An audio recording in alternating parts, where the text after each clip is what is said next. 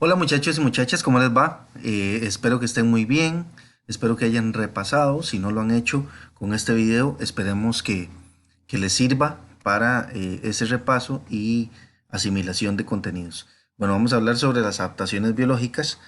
Existen tres adaptaciones biológicas. Las adaptaciones biológicas son cambios en un organismo cualquiera, pienses en una planta, en un animal, eh, inclusive en microorganismos también, que le sirven a este para adaptarse a el entorno donde vive y poder dejar descendencia y seguir subsistiendo ahí.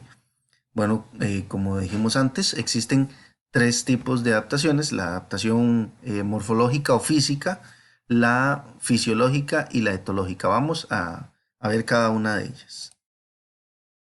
La morfológica son las modificaciones que se presentan en los organismos por fuera, son las que podemos ver a simple vista.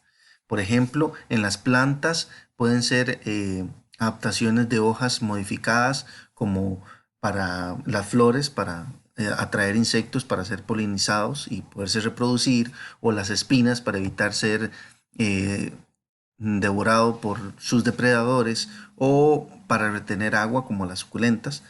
También puede ser para proteger sus semillas, para, para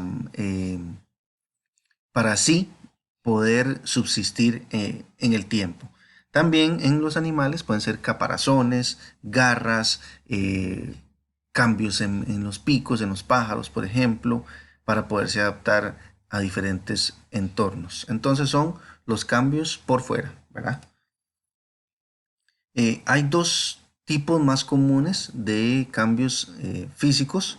Uno de ellos es el mimetismo, que son las destrezas que presentan ciertas especies que le permiten parecerse a otras. Esto es, una especie viva quiere parecerse a otra.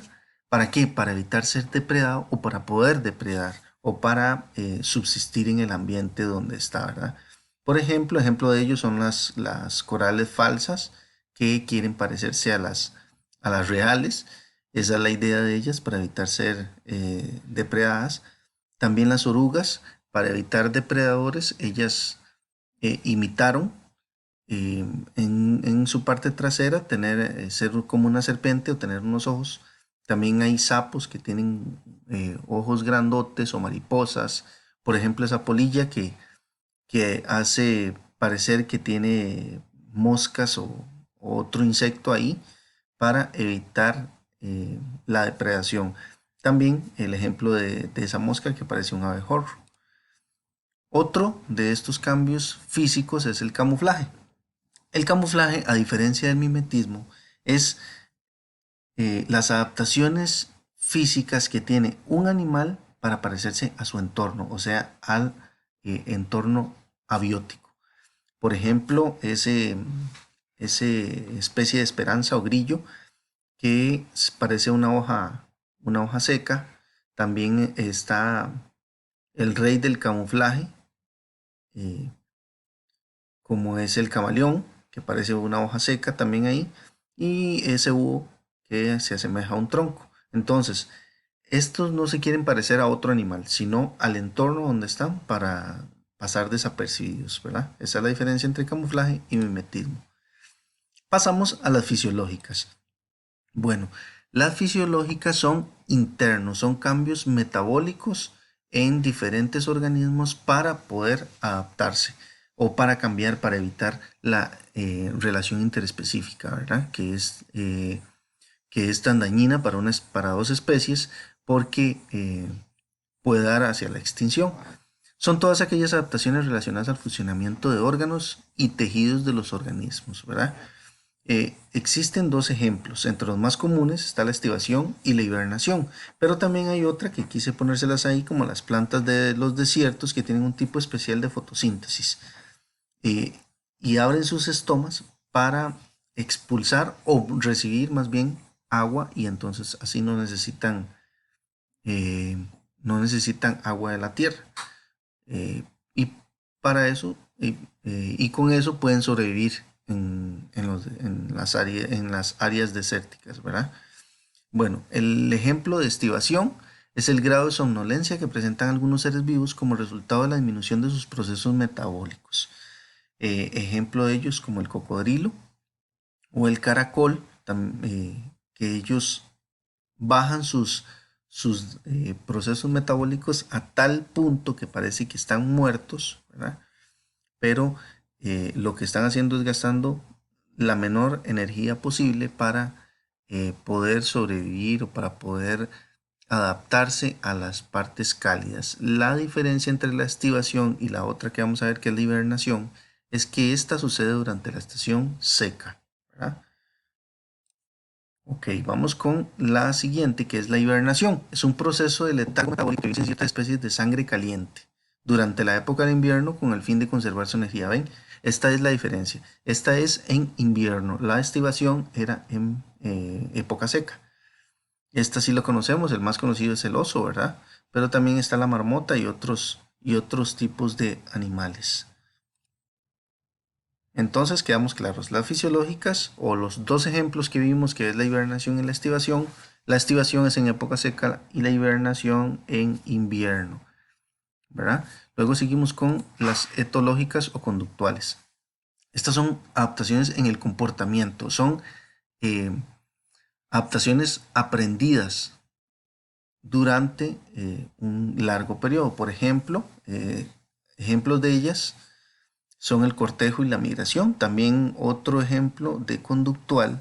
Ustedes para relacionar esto van a imaginarse lo que enseñan los antecesores de esa descendencia para poder adaptarse. Por ejemplo, los leones aprendieron que son más fuertes en manada, entonces así pueden derribar un animal muy grande como un elefante o inclusive una jirafa, que solos no lo podrían hacer, ¿verdad? Para depredar. Existen dos tipos más comunes, como el cortejo, que corresponde a una serie de rituales y exhibiciones corporales que ejecuta el macho con el fin de incitar, perdón, a la hembra al acto reproductivo, como el canto, el colorido, danzas. Por ejemplo, una que efectúa danzas es esta ave del paraíso. Y otro ejemplo es el pavo real, que es uno de los más conocidos, ¿verdad?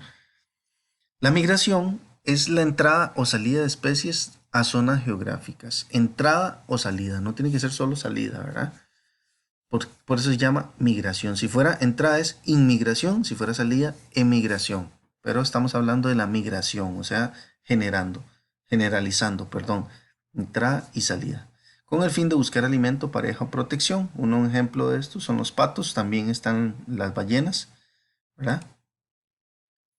Eh, en estas adaptaciones biológicas interfieren mucho los entornos bióticos y abióticos. Vamos a ver cada uno de ellos. Bueno, los bióticos corresponden a todas las interrelaciones que tienen los organismos vivos dentro del ecosistema. Por ejemplo, un animal se adapta o cambia eh, su, su aspecto, ya sea físico, morfológico o etológico, según la necesidad, según eh, tenga, eh, o sea, o vea necesario hacer el cambio, porque si no, la relación interespecífica le puede, o la relación con otra, o el choque de nicho ecológico con otra especie puede ver afectada su sobrevivencia o supervivencia en el entorno donde vive. Entonces, estos organismos cambian, ya sea física o metabólicamente, ¿verdad? O etológicamente de comportamiento, para poder sobrevivir en ese entorno. Esos son los factores bióticos, la relación entre un ser vivo y otro. También están los factores abióticos, que corresponden a todos los elementos fisioquímicos propios del ambiente o elementos inertes. Por ejemplo, el pH, el aire, la temperatura, la presión atmosférica, el agua. Todos esos factores sin vida que nos hacen cambiar para poder sobrevivir en ese ambiente, ¿verdad? Un ejemplo de ellos es las personas que viven en las zonas muy altas o muy frías, que sus vasos capilares se ensanchan, por eso cuando llegan a una parte caliente se ponen rojitos, porque esas personas tienen vasos capilares más anchos. Eso es un cambio fisiológico que tuvieron ellos, una adaptación fisiológica para poder vivir en esas temperaturas, ¿verdad? O bajas temperaturas. Eh, en esta parte de ecología se toman en cuenta los ecosistemas. Vamos a darle un breve repaso para tener una idea y poder empezar con esto la próxima lección. Todos los seres vivos se agrupan en especies. Especies es el grupo de individuos que puede reproducirse y dejar descendencia productiva. O sea, esa descendencia puede generar hijos. Porque la diferencia entre especies se da cuando se cruzan dos especies diferentes o dos animales diferentes o dos organismos, pero estos no dejan una descendencia reproductiva fértil. O sea, por ejemplo, el tigre y el león que forman el ligre son dos especies diferentes porque el ligre, luego de que la leona engendra el ligre, ya este no puede tener hijos. El ligre es estéril. O también el caso de la mula, ¿verdad?